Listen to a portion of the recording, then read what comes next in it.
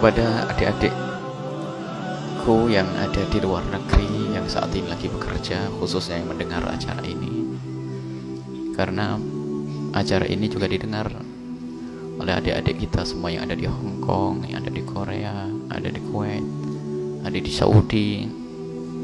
Maka kami himbau, jika Anda seorang wanita, wahai adik-adikku, bercita-citalah untuk ngambil waktu yang terdekat untuk bisa segera pulang berkumpul dengan keluarga. Dan Anda harus bersyukur kalau ternyata di saat Anda berada di luar negeri sekalipun Anda masih berhubungan dengan dakwah yang semacam ini. Seperti adik-adik kita yang ada di Hong Kong dan seterusnya. Bahkan kita dalam waktu dekat juga akan ke sana. Mereka juga rindu pengajian. Akan tapi ketahuilah, anak-anak di rumahmu lebih butuh kepada sentuhan tanganmu. Kehormatan dan kemuliaanmu pun harus kalian perhatikan. Jangan sampai mengejar dunia tapi terhinakan. Ini harus jadi bahan renungan setiap saat untuk adik-adikku yang ada di mana, di luar negeri sana, yang jauh dari orang tua. Kehormatanmu, kemuliaanmu, ketahuilah kebahagiaan yang sesungguhnya adalah di surga nanti. Dan insya Allah kalau kalian dengar ini semuanya, kalau kalian dengar karena Allah, Allah akan buka rezeki di negerimu, bersama keluargamu, bersama suamimu, bersama bapakmu, rezeki yang penuh keberkahan. Karena kalian pulang karena Allah Subhanahu wa ta'ala. Jangan jauh dari orang tua, jangan jauh dari suami, fitnah. Belum lagi, sadarkah kalian anak yang kalian tinggal?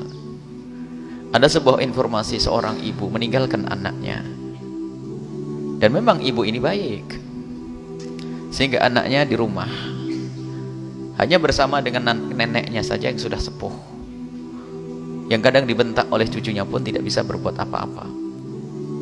Sang cucu diberi terus uang dan uang dan uang. Semakin banyak kawan, dan kawannya tahu kalau dia banyak uangnya. Mulai berkenalan dengan dunia yang tidak baik, mabuk dan seterusnya. Hingga terjadilah suatu ketika percekcokan hingga berani membunuh orang lain.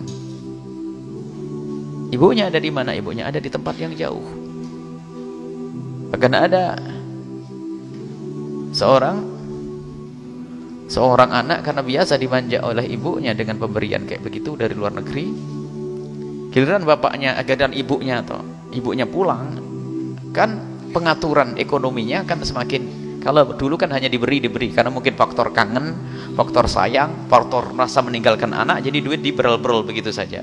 Tapi giliran ibunya pulang mulai diatur itu sudah mulai protes karena sang anak tidak punya akhlak, tidak punya pendidikan. Sehingga akhirnya apa? Keluarlah pisau, sehingga ditemukan di sebuah kampung, ibunya harus dijahit dengan 12 jahitan. Lihat, pendidikan itu penting, wahai adik-adikku yang sekarang ada di luar negeri. Anak-anakmu ada di mana? Dan bagi yang ada di negeri ini, wahai adik-adikku semuanya, jangan bercita-cita untuk pergi jauh. Adapun adik-adik kita yang ada di tempat yang jauh sana, kita doakan semoga Allah menjaga mereka, iman mereka, akhlak mereka, dan semoga Allah segera kembalikan mereka kepada saudara mereka, kepada orang tua mereka, kepada anak-anak mereka, sehingga mereka segera menemukan keindahan di dalam hidup ini. Dan semoga Allah memberikan kecukupan di negeri ini. Dan ketahuilah, rezeki itu sudah ada jatahnya. Kalau jatahmu 1 juta, ya 1 juta. Jatahmu 10 juta, 10 juta.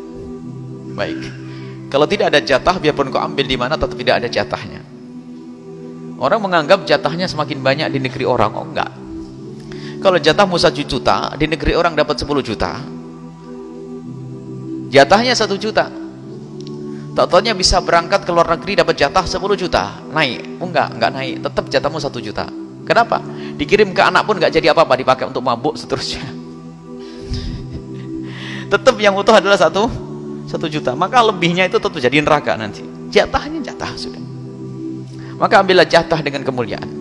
Bagi yang ada di negeri, di rumah, wahai adik-adikku semuanya, khusus adik putri, ketahuilah, jual es teh di pasar lebih mulia daripada harus jauh dari orang tua dan keluarga. Pergi ke sawah adalah mulia. Kenapa harus gengsi? Permasalahannya tadi itu, bangga-banggaan, pengen segera punya rumah, pengen segera punya mobil dan motor. Dia mengira bahwasanya kebahagiaan dengan motor. Alangkah banyaknya dan alangkah banyaknya dan alangkah banyaknya percekcokan keluarga setelah terjadi salah satunya pergi ke luar negeri. Akhirnya seperti itulah, perceraian, permusuhan, pertentangan, dan yang ngadu kepada kami bukan 10-20 orang, kalau dihitung mungkin ratusan, bingung membuat jadwalnya nanti. Jadi apakah tidak belajar dari yang demikian itu? Jadi ada, karena apa? Mohon maaf, suami misalnya kerja jauh, istri di rumah, sementara istri ada prasangka-prasangka, atau sebaliknya istri di luar negeri jauh, suaminya dapat uang saja, dia punya syahwat, punya hawa nafsu dan seterusnya, lalu terjadi pelanggaran dan sebagainya, dengar informasi, berantem semuanya. Kebersamaan harus kita utamakan, keindahan dalam hidup ini. Ini adalah nasihat umum. Akan tapi siapapun di antara adik-adik kita yang sudah terlanjur pergi ke luar negeri sana, ini ada di antara mereka yang dengar saat ini, dengar adik-adikku, dan mereka juga mendengar streaming langsung, lihat dengan di televisi, bercita-citalah, niat untuk kembali segera untuk bisa melihat orang tua dengan modal apa adanya saja. Mulialah, bergabung dengan tempat mulia. Allah akan buka rezeki di rumah, dekat dengan orang tua. Yang di rumah nggak usah pergi ya. Ini nasihat lebih penting lagi daripada yang tadi ini. Karena apa? Ini sudah umum ya. Pergi, nggak mikir. Sebab keindahan itu adalah bertemunya hati, bukan dapatnya duit. Kadang banyak duit, banyak berantem. Ada. Kita pengennya ada duit tetap indah. Belajarlah dari kenyataan kiri kanan kita. Permasalahan adalah orang tidak mau belajar, tidak menggunakan akalnya, tidak digunakan untuk merenung. Lihat problem-problem tetap saja nyantai. Pengen cari duit, Allah.